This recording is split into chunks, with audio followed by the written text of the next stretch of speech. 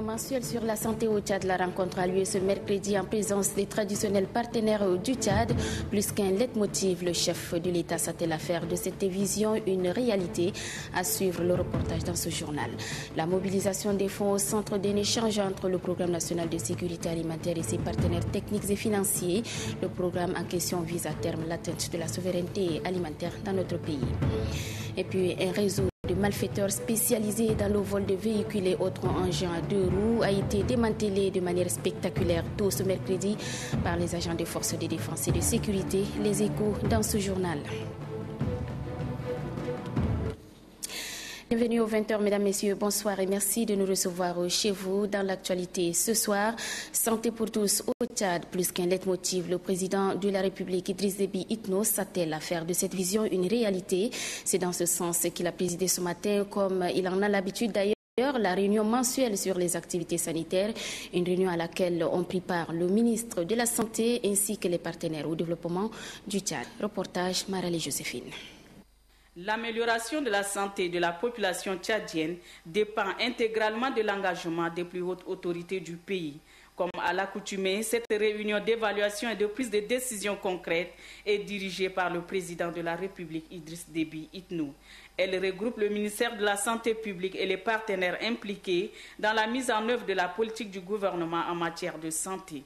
Au cours de cette réunion de travail, des questions liées à la situation sanitaire ont été évoquées. Par rapport au manque du personnel qualifié, le représentant de l'Organisation mondiale pour la santé, Saïdou Paté Bari, promet tout mettre en œuvre afin de satisfaire les vœux du chef de l'État. Quant aux maladies épidémiologiques, le secrétaire général du ministère de la Santé publique souligne qu'il y a une nette amélioration. Toutefois, le secrétaire général indique que le budget de son département sera revu en hausse afin de pallier le manquement. Sur le budget national, presque 13 à 14 à 15%, jusqu'à 15% du budget national sera consacré au ministère de la Santé publique. Le chef de l'État a dit que la santé, c'est la priorité. La priorité des priorités de 2013 se focalisera sur la santé de la population tchadienne. Le secrétaire général Mahamat Al-Rouada, sur instruction du chef de l'État Idriss Déby Itno, demande aux structures sanitaires qui évoluent en privé de revoir leur calendrier de travail afin de se conformer aux règles établies par le gouvernement. Ouverture nationale des travaux de la formation de la deuxième cohorte des paramédicaux recrutés dans le cadre du projet de revitalisation, voilà j'y arrive, des structures sanitaires dans la bande sahélienne, organisée conjointement par le ministère de la Santé publique et l'UNICEF. Cette formation a pour objectif de lutter contre les maladies de l'enfant. Amadia Abbas. Cette formation la entre dans le cadre de l'initiative de revitalisation de structures sanitaires dans la bande sahélienne au Tchad. Les participants vont se familiariser avec les notions de malnutrition, de prévention, de la transmission du VIH de la mère à l'enfant et de la santé de reproduction. Après cette formation, les participants, parmi lesquels 22 sages-femmes, interviendront dans les zones touchées par la crise nutritionnelle lors de la dernière campagne agricole. Pour les représentants de l'UNICEF, Dr Faton Meonda, son institution prévoit le recrutement de 400 paramédicaux qui seront déployés dans 10 régions de la bande sahélienne. Le représentant du ministre de la Santé publique salue les partenariats entre le gouvernement tchadien et l'UNICEF. C'est pour lutter contre les problèmes de santé que l'UNICEF appuie le gouvernement de Tchad dans ses efforts de lutte. En effet, il vous souviendra qu'en date du 4 juin 2012, nous avions procédé au lancement de la formation des 100 paramédicaux de la première cohorte. Ces derniers ont été redéployés dans les structures sanitaires des 5 délégations sanitaires régionales, à savoir Hadjer Lamis, le Lac, le Wadifira, le Wadaï et le Salamat. Les travaux de cette formation dureront 3 semaines. À la fin de leur formation, ces paramédicaux seront mis à la disposition des délégations régionales sanitaires du Bata, du Guéra, Kanem et du Sila. Et puis, quelle politique démographique faut-il appliquer au Tchad? Eh bien, des clés pour une prise de décision éclairée ont été remises hier soir aux élus du peuple élus, précisément aux membres de la commission santé, affaires sociales et droits de la femme. C'est en fait les résultats d'une étude démographique et économique menée par l'IRD. Ces études s'articulent autour du thème population, développement et dividendes démographiques au Tchad. Adef Ahmed Benama, précision. L'étude portant sur la population et dividendes démographiques au Tchad a été réalisé par le démographe français Jean-Pierre Guingamp et l'économiste et consultant tchadien Dr Manassé Guialbaï. Selon les conférenciers de l'indépendance, à nos jours, le nombre de la population a doublé et passe à 12 millions d'habitants en 2012. S'agissant de la fécondité, il ressort que le Tchad est parmi les pays où les taux est les plus élevés. Il y a en moyenne 7 enfants par femme. D'après toujours les résultats de cette étude présentée aux députés membres de la commission santé, affaires sociales et droits de la femme, plusieurs raisons expliquent cela. La faiblesse de l'utilisation de la contraception entraîne des naissances précoces, peu espacées et nombreuses. Les conférenciers soutiennent par ailleurs que ces dernières années, le gouvernement a déployé des efforts remarquables en matière de stratégie de croissance, de réduction de la pauvreté et de santé de la reproduction. Cependant, des défis restent à relever. Pour arriver à une croissance durable et asseoir un développement socio-économique, les démographes et les économistes recommandent la maîtrise de la fécondité, l'amélioration du capital humain et la création d'emplois pour les jeunes. Compte tenu de l'importance de la question, les députés souhaitent que l'exposé soit élargi à l'ensemble de leurs collègues. D'autres recommandent au ministère de la Santé publique de mettre l'accent sur la sensibilisation, le conseil et l'orientation au niveau de la santé de la reproduction. Et nous bouclons le chapitre santé avec cette cérémonie de présentation d'une étude sur l'évaluation démographique, sur l'évolution démographique et les défis en matière de santé de reproduction pour la ville de N'Djamena. Consignée dans un document d'une dizaine de pages, cette étude est réalisée par l'Institut de recherche pour le développement IRD à la demande du ministère de la Santé publique financé par l'AFD, l'Agence française de développement. Le maire de la ville de N'Djamena, Dime Ibet, qui a présidé la cérémonie, souligne que l'évolution démographique de la population est plus que préoccupante et a un impact sur tous les aspects de la vie des Tchadiens. D'abord sur la santé, l'éducation, le marché du travail et sur la capacité à pouvoir lutter efficacement contre la pauvreté. Nous parlons politique à présent. Passation de service cet après-midi au secrétariat général du mouvement patriotique du salut désigné à l'issue du dernier congrès ordinaire du parti. Le secrétaire général entrant a officiellement pris service en remplacement de Haroun Kabadi. La cérémonie a vu la présence de plusieurs ténors du parti. Le point avec Grangatam Irima. À la tête du secrétariat du salut de 20 mois, Dr Haroun Kabadi cède sa place au Dr Beyom Adrien Malo, nommé le dimanche dernier à l'issue du 5e congrès du mouvement patriotique du salut. Placé sous le signe de la rénovation pour une grande efficacité et qui a duré 3 jours, le 5e congrès a vu la participation des militants, militantes et sympathisants, dont le président fondateur du mouvement patriotique du salut, Idriss Déby Itno, qui a procédé à la désignation du nouveau SG.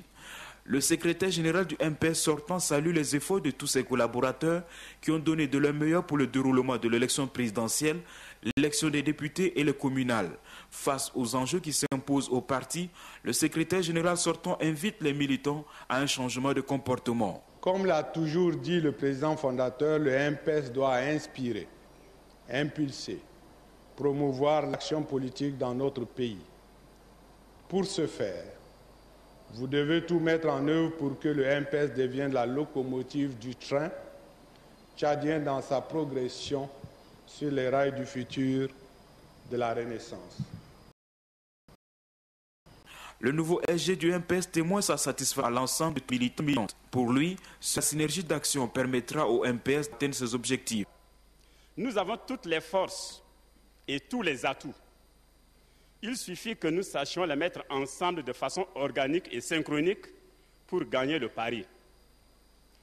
Considérez-moi, chers camarades, membre du Bureau politique national, simplement comme un fédérateur de ces forces prêts à accepter toutes les suggestions positives allant dans le sens de cette mission. Placé sous le thème de la rénovation pour une grande efficacité, le nouveau secrétaire général du MPS invite les militants à regarder dans la même direction afin que le MPS puisse gagner le pari du développement durable prôné par le président fondateur du mouvement Patriote.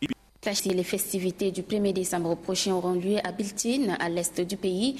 Déjà, le comité d'organisation des festivités est à pied d'œuvre. Il multiplie des rencontres avec les différentes couches socio-professionnelles de cette ville pour échanger sur la stratégie adoptée pour que la fête soit belle.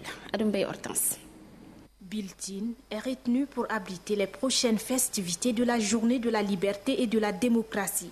Le souhait ardent de la commission sensibilisation, mobilisation et communication du comité d'organisation, c'est la réussite des festivités. À ce titre, il faut l'implication de toutes les couches socio-professionnelles de la région du Ouadifira. Loin de la fête partie, le chef de la délégation, Moussa Mahamat Agar, tient à révéler le caractère national de la fête et invite les populations à la cohésion, à l'unité et à une implication totale. Les séances de sensibilisation organisées à Biltine a été l'occasion pour le chef de la délégation de convier les leaders religieux, les chefs traditionnels, les autorités communales et les leaders des jeunes à transmettre le même message au niveau de leurs organisations respectives. La délégation a enfin mis le cap sur les autres départements de Ouadifira pour les mêmes séances de sensibilisation. Tout autre chose à présent, la mobilisation des fonds au centre d'un échange entre le Programme national de sécurité alimentaire et ses partenaires techniques et financiers. Le programme en question vise à terme l'atteinte de la souveraineté alimentaire, un programme immense qui nécessite aussi des ressources financières conséquentes, d'où la réactualisation du document stratégique du PNSA. Ce document sera minutieusement examiné avant sa validation. Nobadoumba Talomadi, reportage. Un pays ne peut à lui seul financer un programme de l'envergure du PNSA. Selon le coordonnateur national du PNSA, cette rencontre est un cadre idéal pour toiletter le document et prendre en compte les préoccupations exprimées par les différentes parties en vue de le rendre consensuel pour sa présentation à la future table ronde. Les documents qui nous sont soumis aujourd'hui pour une consultation sont le produit d'un travail fastidieux auquel ont participé, outre les membres du comité technique, les représentants de la présidente de la République, de la primature, des ministères de l'agriculture, de l'élevage, de l'environnement, de l'eau, du commerce, des infrastructures, de la santé, du plan et des finances. Les partenaires sont déjà partants pour financer certaines actions du PNSA. Le représentant du FAO a souligné l'appui technique et financier de son institution dans la mise en œuvre de cette deuxième phase du programme du PNSA. Ceci à travers le projet Petite Irrigation Villageoise qui vient agrandir le champ d'intervention du PNSA. La recherche du consensus est également du goût de la BAD. Pour Michel Webou, représentant de la BAD, son institution marque son accord de l'organisation de la future table ronde afin de susciter d'autres engagements de financement des activités du PNSA jusqu'à présent, supportés par le gouvernement tchadien. La réactualisation du document du PNSA consiste à aider le gouvernement à se doter d'une politique de sécurité alimentaire pertinente, a indiqué le ministre du Plan et de la Coopération. En créant le PNSA en 2005, le gouvernement du Tchad a voulu fédérer les réflexions, les efforts et contributions de tous les services de l'État et des partenaires techniques et financiers intervenant dans le secteur rural pour relever d'une manière efficace et durable le défi de la sécurité alimentaire. Le gouvernement tchadien et les partenaires se sont donné 2 semaines d'études avant la validation du document. Ceci pour obtenir une stratégie de lutte commune contre l'insécurité alimentaire. Il déferle ces derniers temps la chronique. Les voleurs d'automobiles de plus en plus nombreux et de mieux en mieux organisés ont intensifié leur sinistre activité. Une riposte vient d'être lancée par la police nationale et la gendarmerie. Après une série de fouilles entamées il y a quelques jours, 5 véhicules volés ont été retrouvés. Ces véhicules sont présentés ce matin à la presse. Le point avec Gandata Wamia. 3 jours après le braquage du véhicule de maître Jacqueline Moudeina, un autre vol similaire vient d'avoir lieu ce lundi 22 octobre au quartier Moursal. C'est au tour du directeur général des bâtiments civils, Bonadé Antoine, de faire les frais des actes de banditisme. Après une fouille généralisée et minutieusement organisée par la police et la gendarmerie, la Toyota volée a été retrouvée cachée dans cette maison 14-19 au quartier Amtokoin. Dans la cour de la direction générale de la police, où sont conduits les 2 véhicules, 3 autres voitures soutirées à leurs propriétaires dans les mêmes conditions sont également présentées. Devant chaque véhicule volé sont placés les présumés braqueurs appréhendés par les éléments de la force mixte police-gendarmerie.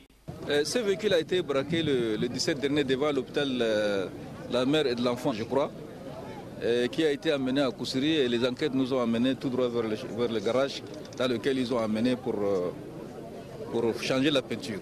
Ça, c'est le véhicule de Madame Maître Jacqueline Modena, qui a été braqué le vendredi passé à domicile et que les forces de sécurité ont organisé quand même, ils ont allumé leur batterie et voilà, on a eu plusieurs pistes et celle qui nous a amenés vers eux, c'est la meilleure. Et pendant qu'on s'apprêtait à présenter l'équipe de malfrats, on nous a signalé qu'il y a un qui a été pris le main dans le sac en train de prendre le véhicule de quelqu'un d'autre. Et donc, voilà, les forces de l'ordre, les forces de sécurité l'ont pris, ils l'ont amené, et voilà le propriétaire du véhicule. Et ça, c'est le voleur. Donc, comme il est frais, vous pouvez même lui poser des questions. Pour Abdoulaye Georges Moyalta, la fouille va s'étendre dans tous les arrondissements de la ville de N'Djamena. Le directeur général de la police nationale a tenu à rassurer la population que les services de sécurité veilleront nuit et jour pour permettre aux citoyens de vaquer paisiblement à leurs occupations.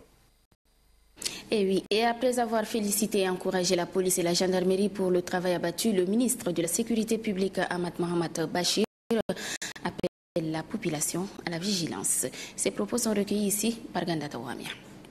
Les Toyota Hilux, les motos qui sont aujourd'hui ciblées, j'ai dit bien les hardtop Galaxy et les hardtop petits modèles, les Hilux et comment on appelle les motos.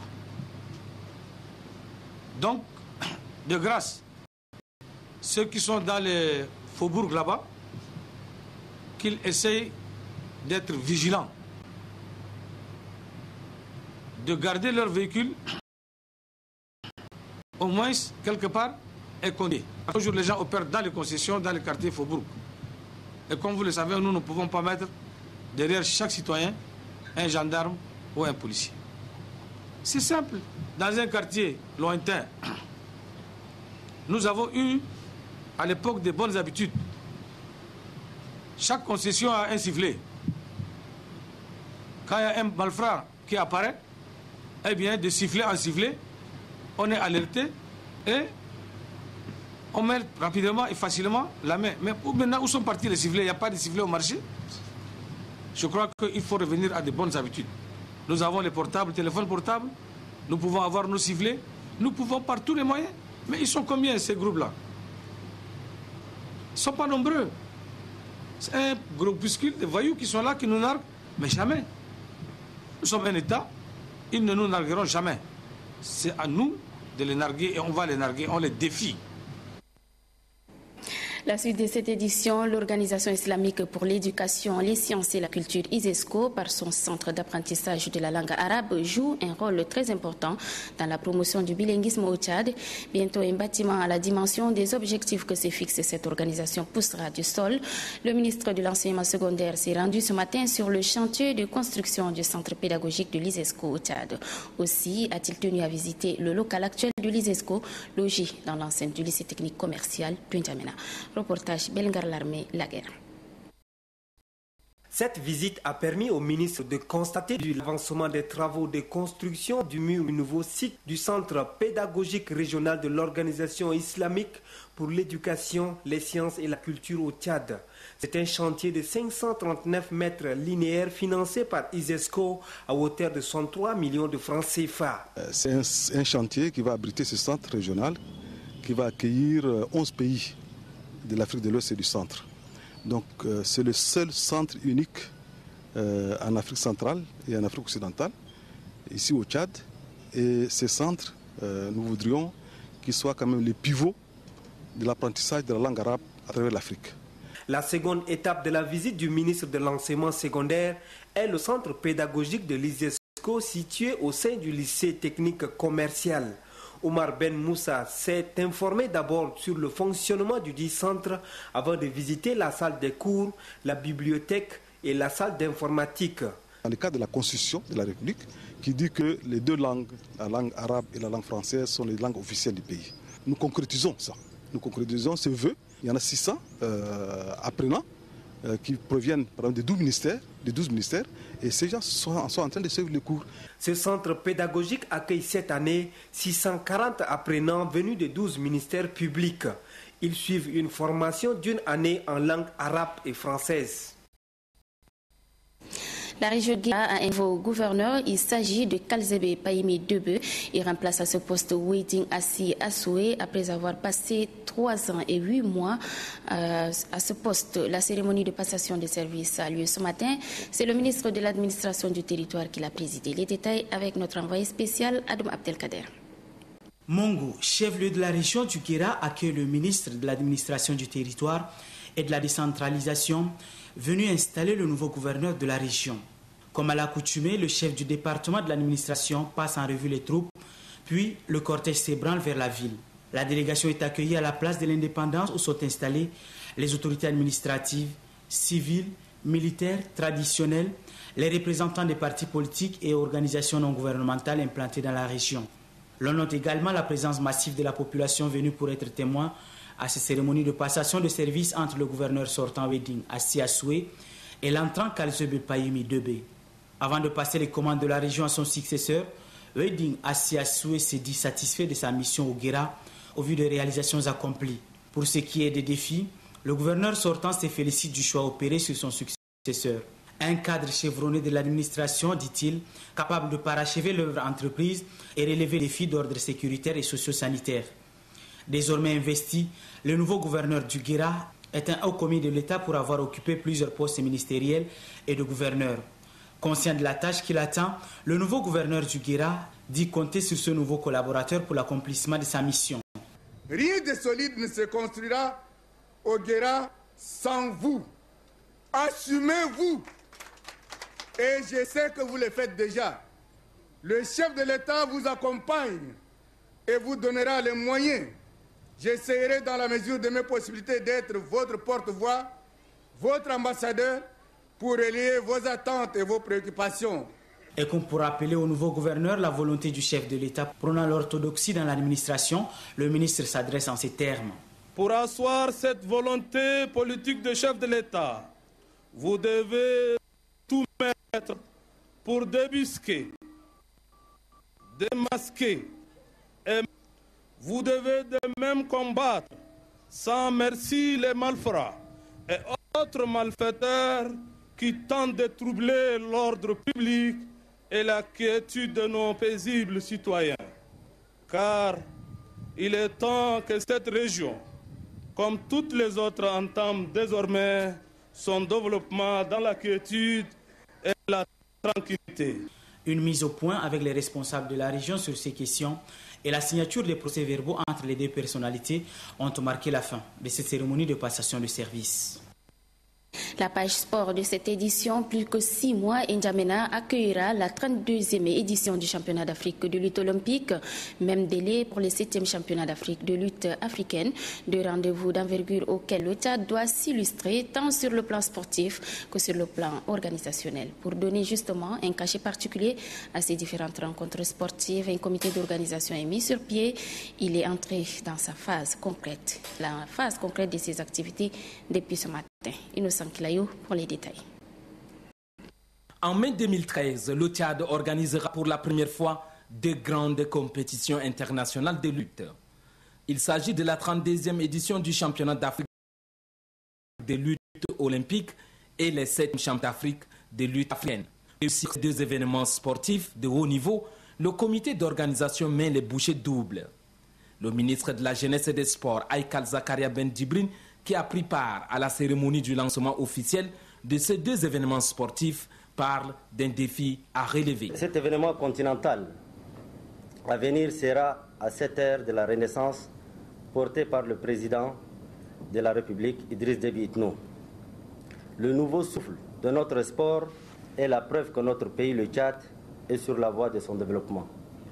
Pour ce faire, nous sommes appelés à tous les niveaux à redoubler d'efforts, d'ingéniosité et d'audace pour ne pas faire piètre. Les 11 commissions mises en place pour la 32e édition du championnat d'Afrique de lutte olympique et le 7e championnat d'Afrique de lutte africaine ont 6 mois pour préparer ces 2 compétitions continentales. Et puis, 18e congrès électif de la Confédération africaine de handball, c'est le Burkina Faso qui a abrité la rencontre tout récemment. Le Tchad, qui a participé aux travaux, n'a pas occupé un poste, mais a réussi à faire un lobby pour les instances futures. Créé le 15 janvier 1973 à Lagos, il y a aujourd'hui 39 ans, jour pour jour, que la Confédération africaine de handball fait son petit bonhomme de chemin. Depuis cette création, c'est pour la première fois que le Tchad prend part en tant que membre au congrès électif de la CAF au Burkina Faso. La Confédération africaine de handball regroupe 50 nations subdivisées en 7 zones. Le Cameroun, le Gabon, la RCA, le Sao Tomé et Principe, le Congo-Brazza, la RDC et le Tchad constituent la zone 4. Il s'agit d'un congrès ordinaire électif et ce congrès a permis de renouveler le bureau de la Confédération africaine de handball. La participation du Tchad lui a permis de prendre attache avec les responsables, en l'occurrence le président de la CAF, le secrétaire général et les autres, pour permettre à ce que le Tchad soit dans les commissions spécialisées. Le Tchad, qui a réussi avec brio l'organisation des IHF Trophy, a été félicité par la Fédération internationale de handball avec à la clé un don de ballon pour la vulgarisation de la discipline. Et nous bouclons ce journal avec la lecture de 2 décrets. D'abord, le décret 1705 portant nomination des officiers des forces armées et de sécurité à des postes de responsabilité dans la Légion de gendarmerie et le groupement de la garde nationale et nomade du Tchad. Légion de gendarmerie numéro 11, Amdjaras, commandant de Légion, colonel Nassour Ali Tirgo, commandant de Légion adjoint, lieutenant-colonel Kali Ousmane Bedala. Groupement numéro 6, garde nationale et nomade du Tchad, Amdjaras, commandant de groupement général de brigade Abderrahman Djimi, commandant de groupement adjoint, colonel Wassai Angri Guidam, chef de l'état-major, capitaine Babate Kopgue Maurice. Groupement numéro 1, garde nationale et nomade du Tchad, Bourkou Tibesti, commandant de groupement, colonel Djeraou Djaga Ali. Article 2. Le ministre délégué auprès de la présidence chargé de la défense nationale et des anciens combattants et le ministre des Finances et du Budget sont chargés, chacun en ce qui le concerne, de l'exécution du présent décret qui prend effet pour compter de la date de sa signature, sera enregistré et publié au journal officiel de la République. N'Djamena, le 24 octobre 2012, Idriss Déby Itno. Décret numéro 1706 portant nomination des officiers des forces de défense et de sécurité à des postes de responsabilité dans les zones de défense. Zone de défense numéro 1, Fada. Commandant de zone adjoint, général de brigade Sidik Bachar Tagibo. Premier conseiller, colonel Mohamed Idriss Nafa. Deuxième conseiller, lieutenant-colonel Passingar Kolengar Garnadi. Chef de l'état-major, chef de bataillon Abakar Youssouf Talha. Zone de défense numéro 2 Abiché. Premier conseiller, lieutenant-colonel Morno Moursal Kourda. Deuxième conseiller, lieutenant-colonel Miaro Alexis Poirot. Zone de défense numéro 3 Mongo. Commandant de zone, général de brigade Ismaël Ibrahim Asaballa. Commandant de zone adjoint, colonel Jim Masngar Tadingar Baoussa. Commandant, chef d'état-major, colonel Abdallah Ouagade Sougou. Zone de défense numéro 5 Sar, commandant de zone adjoint, général de brigade Abdoulaye Issa Kassarwa. Chef de l'état-major, colonel Leka Merci Badian. Zone de défense numéro 7 Faya, commandant de zone adjoint, colonel Jim Taben Bergon Bissi. Zone de défense numéro 8 Amdjaras, commandant de zone, général de brigade Hassan Bilal Mahamat, commandant de zone adjoint, colonel Mahamat Dadi Kebir, premier conseiller, colonel Oumar Issa Al-Dagous. Deuxième conseiller, lieutenant-colonel Bourdoubi Chéri Déby, chef de l'état-major, chef du bataillon Tolna Nestor Tatouloum. Djamena le 24 octobre 2012 et Idriss Déby Itno. Voilà, c'est la fin de cette édition. Merci à toutes et à tous de l'avoir suivi. Très bonne suite au programme. Je vous retrouve encore demain avec le même plaisir. Bonsoir.